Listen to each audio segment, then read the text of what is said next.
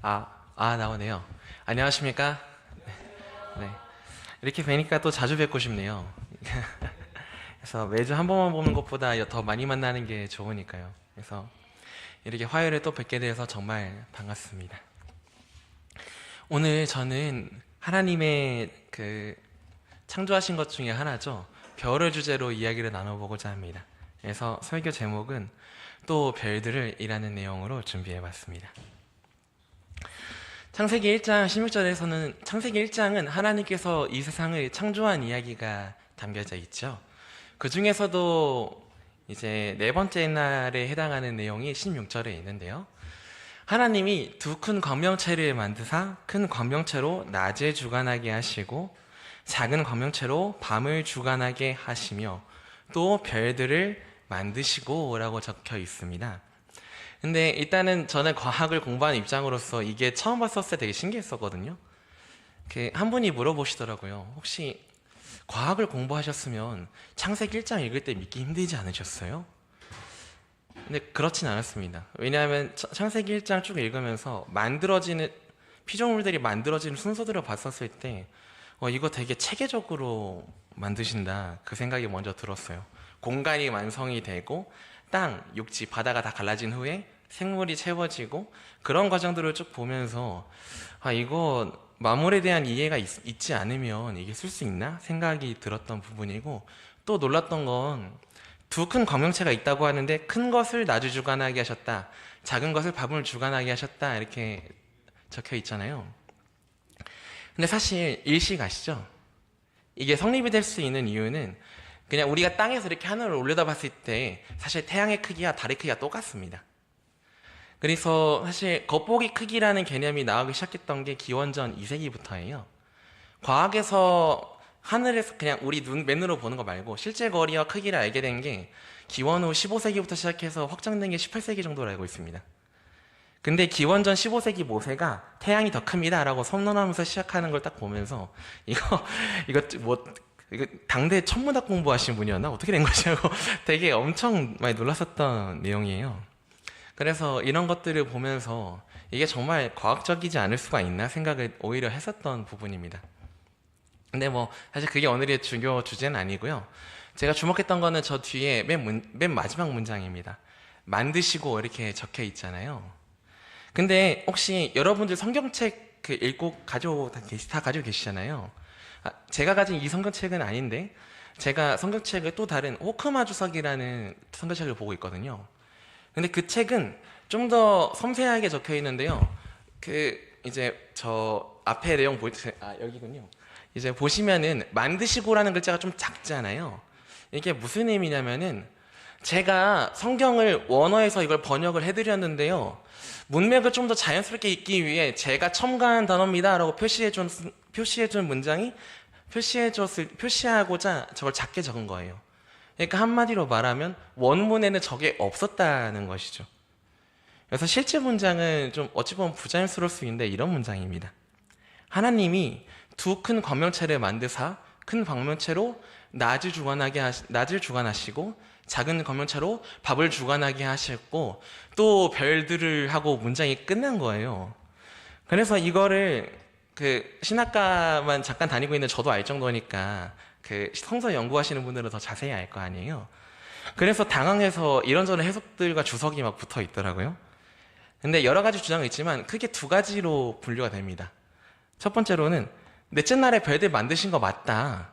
근데 구태여 막 만들고 이렇게 단어로 반복할 필요가 없으니까 그 단어가 생략이 된 거다, 이렇게 얘기하시는 분이 계시고, 또 두 번째로는 아니다, 이미 별들이 지구 창조하기 전에 있었기 때문에 설명해서 빠진 거다, 이것만 일부러 이렇게 뺀 거다, 이렇게 대립을 하고 있더라고요.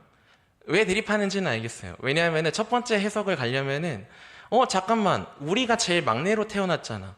근데 별들이 그때 다 창조됐으면은 이거 우리가 아는 창세의 이러하랑 좀 맞지가 않은데 하면서 두 번째 해석을 주고 있는 건데, 두 번째 해석도 조금 이제 물어봐야 될 게 좀 여러 가지가 있거든요.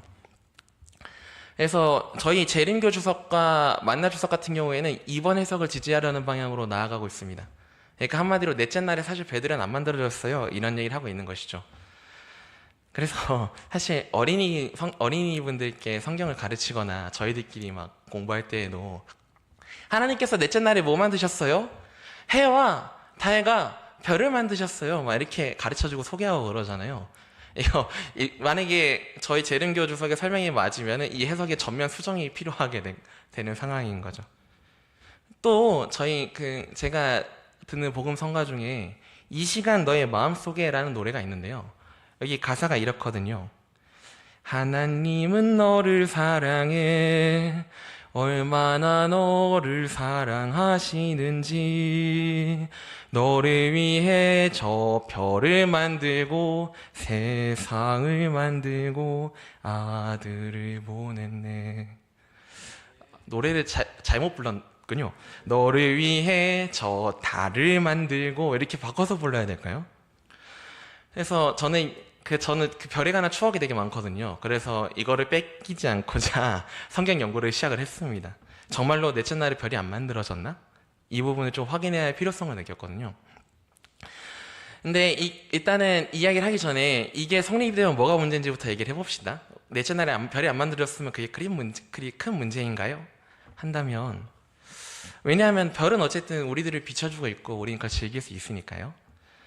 근데 제가 만약에 결혼을 해서 배우자와 사랑하는 자녀와 함께 이제 바다에 놀러 갔다고 합시다. 그래서 바다에 가는데 폭죽이 따다당 터지고 있는 거죠. 근데 제가 이거를 폭죽을 터트리면서 한경은 이렇게 얘기하는 겁니다. 가족들이 물어보는 거죠. 아빠, 이거 폭죽 터트리는 거 우리 위해서 준비한 거야? 아니, 너를 위해서 준비한 건 아닌데 그냥 보면 예쁘니까 좀 봐. 하고 터트리는 거랑 사랑하는 아내야 그리고 우리 아들 딸아 다 모여봐 하고 나서 그 앞에서 터트리면서 이거 내가 너를 위해 준비했어 너희를 위해 준비했어 이렇게 얘기하는 거랑은 아무래도 가치 차이가 많이 다르겠죠. 혹시 장로님 어느 아버지가 되고 싶으십니까? 네, 이게 받는 입장에서도 이럴 때 훨씬 더 와, 우리 아버지가 우리 위해서 이렇게? 하는 생각이 들 거 아니에요. 정말 와, 너무 감동적이다 이런 생각이 들 거고. 그래서 빨리 성경을 확인해 봤습니다. 별, 우리를 위해 만들어진 게 명확하게 맞아요. 왜냐하면 성경에서 여러 번 그걸 이미 얘기하고 있거든요. 큰 빛들을 지으신 이에게 감사하라. 그 인자하심이 영원함이로다. 해로 낮을 주관하게 하신 이에게 감사하라. 그 인자하심이 영원함이로다. 달과 별들로 밤을 주관하게 친 이에게 감사하라. 그 인자하심이 영원함이로다. 창세기 1장을 기반으로 설명을 하고 있는데 여기서 달과 별 함께 묶어서 설명을 하고 있죠. 그래서 사실 여기만 봐도 넷째 날에 별 만들어졌구나. 그건 알 수가 있는 거예요. 그런데 여기서만 이렇게 설명하고 있는 게 아닙니다. 이는 엿새 동안에 출애굽기 10장 10계명 부분이죠. 나 여호와가 하늘과 땅과 바다와 그 가운데 모든 것들을 만들고 일곱째 날에 쉬었다. 그래서 하늘에 땅에 속한 식물과 동물들과 사람과 모든 것, 그리고 바다에 속한 물고기들과 모든 것, 그리고 하늘에 속한 해달 별들 그 모든 것들을 만들고 쉬셨다는 얘기니까 넷째 날에 별 만드신 게 사실이었군요. 이렇게 알 수가 있게 되는 거고, 또 마지막으로 시편 148편에는 해와 달아 그를 찬양하며 밝은 별들아 그를 다 찬양할지어라. 왜냐하면 여호와의 이름을 찬양하면 그가 명령하심으로 지음을 받았음이로다. 그때 지었다는 얘기구나. 그래서 시편 기자들은 반복적으로 야, 넷째 날에 별 만들어진 거 맞아. 걱정하지 마. 그리고 하나님이 거짓말 하신 분이 아니잖아요. 십계명에다가 달아두셨거든요. 별을 만드셨다는 것을. 그래서 그때 만들어진 게 많구나 라는 건 알 수가 있는 거죠. 근데 그러면 하나 더 질문이 생겨요. 근데 왜 성경 기자가 모세가 적을 때 만드시고라는 말을 안 적고 거기서 문장을 끝내버렸을까요? 제가 느끼기에도 굉장히 부자연스럽거든요. 이렇게 서술할 이유가 있었나? 괜히 또 읽다가 그 한 구절에만 집중해서 매몰되고 연구하시는 분들이 착각하는 일이 발생을 했잖아요. 근데 이럴 만한 가치가 있었던 걸까? 왜 줄인 거지? 그래서 이거를 좀 어떻게 해결해야 되나 고민하다가 일단 성경을 읽을 때 생략이 되는 내용들이 많이 있었나 좀 봤습니다. 그래서 첫 번째로는 이게 처음이자 마지막으로 확인한 건데요. 출애굽기 34장을 보면 십계명에 대해서 다시 하나님께서 설명을 해주는 일이 발생을 합니다. 출애굽기 20장에 십계명을 선포하셨는데 그거를 이스라엘 백성들이 금송아지 섬기면서 깨버렸고, 그 다음이 다시 이제 하나님이 얘들아 우상 숭배하면 안 되라는 얘기와 함께 이걸 선포하고 있는 것이거든요. 이렇게 설명하고 계시죠. 인자를 천대까지 베풀며 악과 과실과 죄를 용서하나 형벌받을 자는 결단코 벌을 면제하지는 아니하고 아버지의 악행을 자손 3, 4대까지 보응하리라. 이 중에서 제가 표시한 그 붉은 글자가 없었던 내용입니다. 일부러 작게 적어놨어요. 저게 원문에는 없는 내용이더라고요. 근데 십계명 선포할 때 이렇게 또 설명을 하시거든요. 그것들에게 절하지 말며 그것들을 섬기지 말라. 너 하나님 여호와는 질투하는 하나님이기 때문이다. 나를 미워하는 자의 죄를 갚되 아버지로부터 아들에게로부터 3, 4대까지 이르게 하거니와 나를 사랑하고 내 계명을 지키는 자에게는 천대까지 은혜를 베푸느니라. 어떻게 왼쪽과 오른쪽 문장이 똑같나요? 제가 색깔로 표시도 해놨거든요. 네, 이거 비교해보시면 알겠지만 똑같습니다. 같은 문장이에요. 그냥 어순하고 어순만 좀 달라졌고 그냥 표현이 이제 두 문장으로 바뀐 게 답니다. 그래서 사실 오른쪽 내용이 있기 때문에, 왜냐면 먼저 하나님께서 십계명을 선포하셨을 때 이미 얘기를 하셨으니까요. 그래서 왼쪽에 인자라 천대까지 베풀며 악과 과실과 죄를 용서하나 결단코 벌을 면제하진 아니하고 이렇게 설명했다 할지라도 성경을 번역하는 사람이 이거 나를 미워하는 자의 이야기가 이거를 생략을 하신 거네. 그래서 여기서 혹시 이제 읽을 때 죄를 용서하나 결단코 면제하진 아니하시고 이러면 문장이 좀 부자연스러우니까 혹시 처음 읽으실 때 좀 헷갈리실까봐 번역하시는 분이 여기다 형벌받을 자는 좀 추가해놨어요 이렇게 표시를 해둔 거죠. 이게 개역 한글의 번역인데요. 개역 개정은 이것도 좀 부자연스럽다 생각해서 그런지 표현을 또 한번 바꾸셨더라고요. 어쨌든 여기까지 봤었을 때 하나님께서는 문장과 단어를 생략한다 할지라도 내용을 이해할 수가 있으면 생략하고 기록을 하시는구나 라는 걸 알 수가 있었던 것입니다. 근데 저희가 이제 말을 할 때 문장을 줄여서 얘기하는 거는 사실 늘 있는 이야기이고 누구나 하는 이야기고, 선한 사람이든 악한 사람이든 누구나가 하는 행동이잖아요. 그래서 이걸로는 하나님의 품성이 전혀 드러나지 않는데 이게 의미가 있나 생각을 하던 찰나였습니다. 근데 시편 8편에서 조금 힌트가 되는 구절이 좀 들어와 있더라고요. 시편 8편은 다윗이 하나님께서 만드신 천년기를 보면서 찬양하는 글인데, 특히나 달과 별을 보고서 제가 이런 말을 합니다 얘기하는 내용이 적혀 있거든요. 그게 무슨 내용이냐? 사람이 무엇이기에 주께서 그를 생각하시며 대체 인간이 무엇이길래 하나님께서 우리를 이렇게 열심히 돌보고 계신 거예요? 그래서 이게 달과 별에 국한된 얘기가 맞나 하고 고민하고 있었는데, 화인 여사님께서 이거 시편 8편 밤하늘 보면서 시편 기자가 명상 결심해준 게 맞아. 별빛이 빛나는 밤하늘을 바라보는 게 사람 마음에 더 큰 경애와 경의를 자아내는 것이 분명하거든. 이렇게 설명을 하시는 겁니다. 시편 8편 하나님께서 별을 만드셨다, 그걸 보고 감탄했다 하고 생각을 하고 있었는데 왜 감탄했는지 알겠더라고요. 다윗이 놀랐었던 이유는 하나님께서 저희는 알고 있지 않습니까? 이 우주가 얼마나 넓은지. 근데 하나님께서 우리 사람을 위해 이 넓은 공간을 만드시고 그 모든 공간을 할애하시고 우리한테 이 모든 선물을 줬다는 거야? 하나님께서 이 넓은 공간을 활용해서 우리한테 태양계 별마다 생물 살려고 한 게 아니라 피조물을 만들려고 한 게 아니라 그냥 우리가 밤하늘에 빛나는 별들을 보게 하기 위해서 이 모든 걸 창조하셨다고? 대체 우리가 뭐길래 이 넓은 공간을 할애하시고 이 모든 것들을 창조하시고 우리에게 이게 비춰줬지? 하고 놀란 거예요. 그래서 말을 잇지 못한 겁니다. 그래서 이 다윗의 시편은 모세가 멈췄었던 그 부분, 별을 적다가 멈췄잖아요. 그 부분을 보면서 명상했었던 내용, 그리고 실제로 밤하늘을 보면서 명상했었던 내용이 무엇이었냐? 사람의 가치가 얼마나 소중한가, 하나님께서 보시기에 우리에게 항상 모든 걸 주고 싶어, 큰 선물을 주고 싶어 얘기 많이 하시잖아요. 그게 실제로 어떻게 표현되는가를 밤하늘을 보면서 느꼈기 때문에 큰 감동을 받고 말을 잇지 못했었던 겁니다.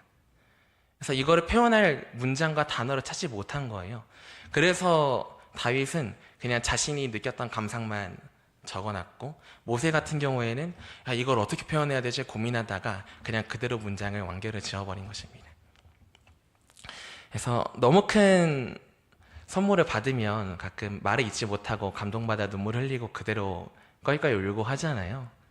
그래서 모세가 그리고 다윗이 그 밤하늘을 보면서 그런 감상을 느꼈던 거구나 라는 걸 알 수가 있었습니다.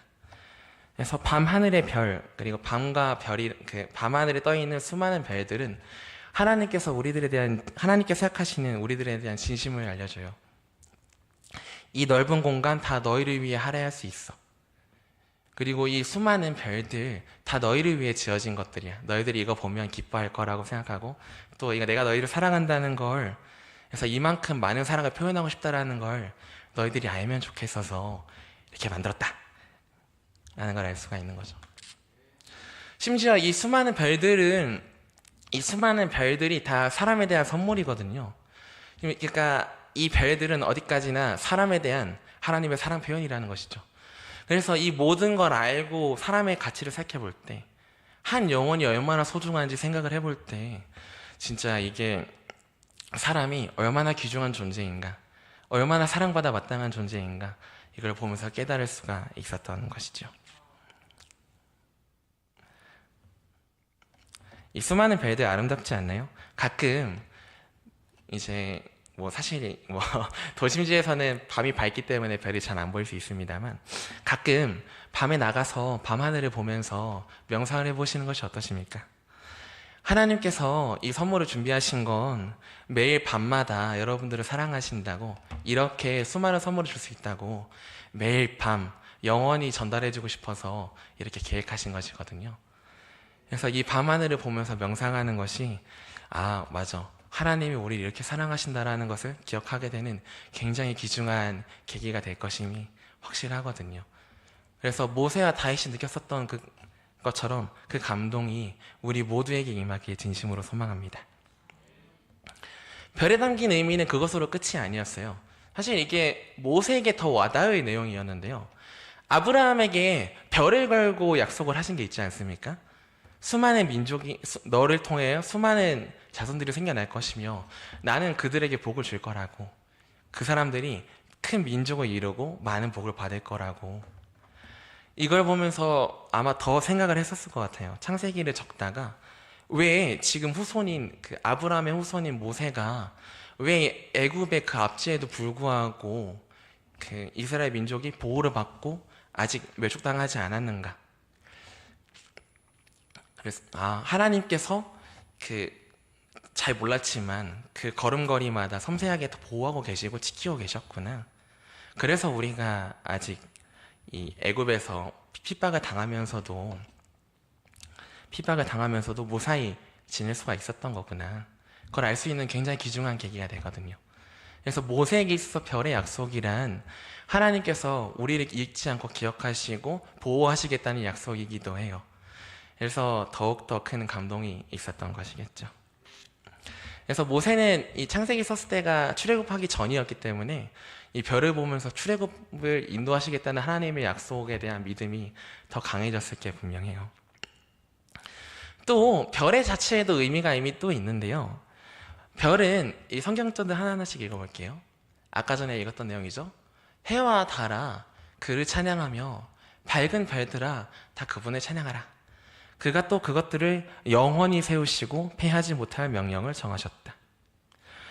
그의 후손이 장구하고 그의 왕위는 해와 같이 내 앞에 항상 있으며 또 궁창의 확실한 증인인 달같이 영원히 견고하게 되리라 하셨도다.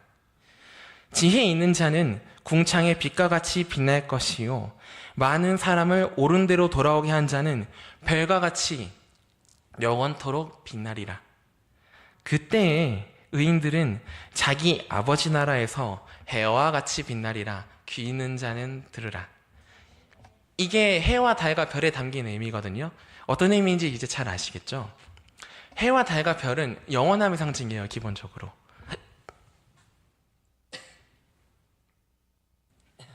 네, 죄송합니다. 영원함을 상징합니다. 그래서 정확한 의미로는 하나님께서 예시하신 후손 그리스도의 권위가 영원할 것이다 라는 증명과, 또 한편으로는 하나님께서 주신 명령을 패하지 않을 것을 영원하다는 걸 증명하는 것과, 또 다른 한편으로는 지혜 있는 자는 하나님께 구원을 받은 그런 사람은 별과 같이 영원히 빛날 거야, 한마디로 영생을 얻을 거라는 약속이죠. 그러니까 별 자체에 구원의 약속 그리고 희망적인 약속이 다 담겨 있어요. 그래서 이 별에 담겨져 있는 이 언약들을 또 기억하는 사람은 밤하늘의 별을 보면서 또 희망을 얻어갈 수가 있겠죠. 그래서 제가 알고 있었던 것만큼 선지자분들은 이걸 이미 더 알고 있었고, 또 심지어 성경을 적으신 분들이기 때문에 이 내용들을 이미 알고 계셨을 게 분명하거든요.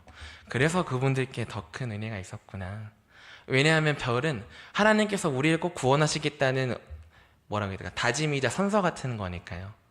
수많은 사람들을 꼭 구원하겠다는 하나님의 약속이니까, 이게 하나님의 숨겨지지 않는 진심들이 다 하나하나 녹아있구나. 되게 희망적인 약속이 되게 많아요. 그래서 선지자도 밤하늘의 별을 명상하는 게 더 큰 경외가 느껴질 수 있는 귀중한 계기가 될 거라고 하셨구나. 그런 걸 알 수가 있었던 것이죠. 근데 하나님께서는 이미 별에 충분히 귀중한 약속들이 많이 담겨 있고, 또 그게 우리에게 희망을 많이 주지 않습니까? 근데 그럼에도 불구하고 그것만으로는 다 표현할 수 없다는 것도 이미 아셨습니다. 그래서 우리를 위해 실제적인 별을 우리에게 보내주셨어요. 그 별은 잘 아시다시피 우리의 구주 그리스도 예수님이십니다. 그래서 한 별로 표성되었던 예수님께서 이 땅에서 오셨어요. 그래서 희망적인 거는 계시록 20장 16절에서 우리에게 너무나도 희망해 주는 건, 다윗의 뿌리요 자손인 그분은 엄청나게 큰 권위를 가지신 분이며 광명한 새벽별, 어두울 때 가장 밝게 빛나는 별로서 본인을 소개하고 계시거든요. 그래서 아까 전에 했었던 언약들 다 우리가 보기에 되게 희망적이고 힘을 얻을 수 있는 그런 귀중한 약속이지 않습니까? 근데 그 귀중한 약속의 실체가 바로 밝게 빛나는 별인 예수 그리스도셨다는 겁니다. 그래서 우리가 예수 그리스도의 삶을 알아갈 때, 그분을 만날 때, 또 그분이 우리를 위해 대신 죽으셨다는 것을 알 때, 그때 우리는 더욱더 큰 힘을 얻게 되는 것이죠. 그때부터 이제 우리의 신앙생활의 본격적인 시작이 되는 것이 아닌가, 그렇게 생각을 합니다. 그래서 우리가 가끔 희망을 잃어갈 때가 있지 않습니까? 하나님께서 정말로 우리를 사랑하시는가? 하나님께서 정말 우리를 아끼시고 보호하고 구원하길 바라고 계셨는가? 우리가 의기소침해지고 희망을 잃어버리는 건 우리가 이 모든 언약들을 잃어버렸기 때문이거든요. 그때 그 언약을 다시 너무나도 명확하게 드러내주시는 우리 구주 그리스도 예수님을 더욱더 명확하게 묵상하길 소망합니다. 그 언약들이 우리 성도님들께, 그리고 저에게도 더 큰 힘이 되길 소망합니다. 여기까지가 오늘 준비한 말씀이었고요. 이제 저희 함께 아까 제가 살짝 불러드렸던 복음성가 있죠? 그 복음성가를 별과 함께 보면서, 복음성가를 별과 함께 들으면서 오늘의 말씀을 마치도록 하겠습니다.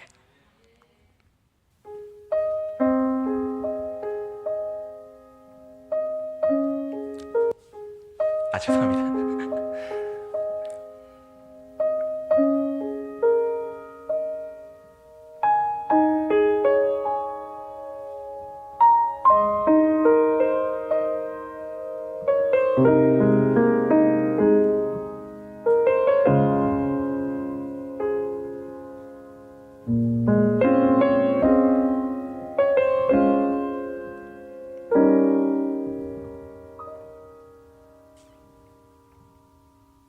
이 시간 너의 맘속에 하나님 사랑이 가득하기를 진심으로 기도해 간절히 소망해.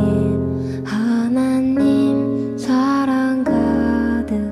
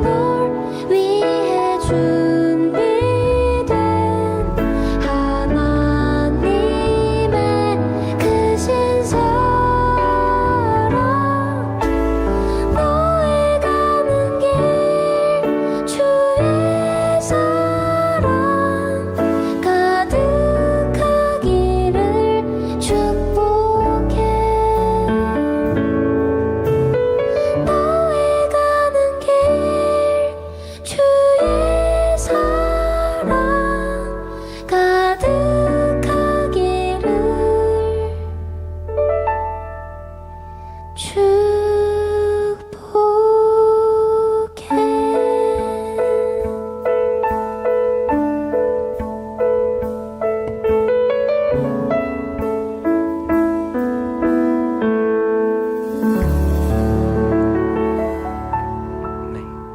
성도님들이 하나님께서 모든 선물을 주고 싶어 하시는 귀중한 존재라는 것을, 또한 목숨을 주고 싶어서라도 살리고 싶은 귀중한 영혼이라는 것을 기억하면서 하면서 오늘 하루 평안하게 하루를 마무리하시는 그런 시간이 되길 소망합니다.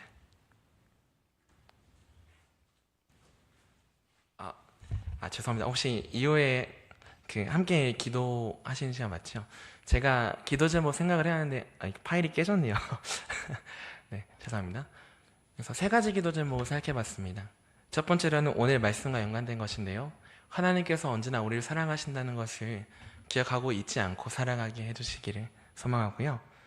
그리고 내일부터 맘스재봉 스튜디오 사역이 시작되더라고요. 3월 4일이죠. 그래서 이 사역에 하나님께서 함께 해주셔서 감사하다는 것을 같이 기도하고 싶고요.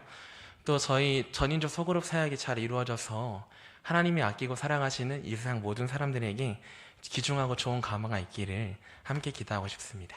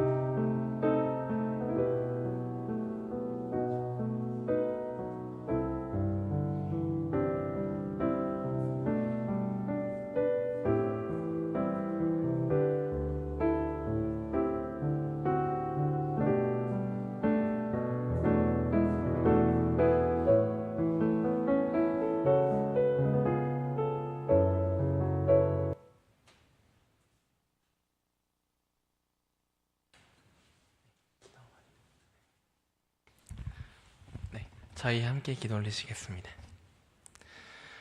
우리의 하나님 아버지, 하나님께서 저희들을 얼마나 아끼고 계신지 온 자연을 통하여서 설명해 주심에 정말 진심으로 감사드립니다. 또 특히나 저희가 매일 밤 볼 수 있는 하늘을 통해서 하나님의 숨김없는 진심을 모두 표현해 주심에 정말 진심으로 감사드립니다. 하나님, 저희가 하나님께서 보시기에도 또 우리 생명 존재 자체가 너무나도 소중해서 절대 바꿀 수 없는 소중한 존재라는 것을 꼭 기억하게 하여 주시고, 또 하나님께서 그런 소중한 우리를 구원하시고자 모든 것을 아끼지 않았고 무엇보다 자신의 목숨까지 바쳐서 그 피를 통해 우리를 사셔 주셨음에 정말 진심으로 감사드립니다. 우리가 이러한 마음으로 살아가길 소망하고 이 진리를 잊지 않고 살아가길 소망하고, 또 이 진리를 알고 있는 것처럼 나 자신의 소중함을 생각하는 것뿐만 아니라 내가 만나는 모든 사람이 그만큼 귀중하고 소중한 사람이라는 것을 잊지 않고 언제나 하나님께서 보여주셨던 것처럼 사랑과 선의로서 살아갈 수 있는 그런 사람으로 창조하여 주시옵소서. 언제나 우리 곁에 계시는 구주 예수 그리스도의 이름으로 기도 올렸습니다.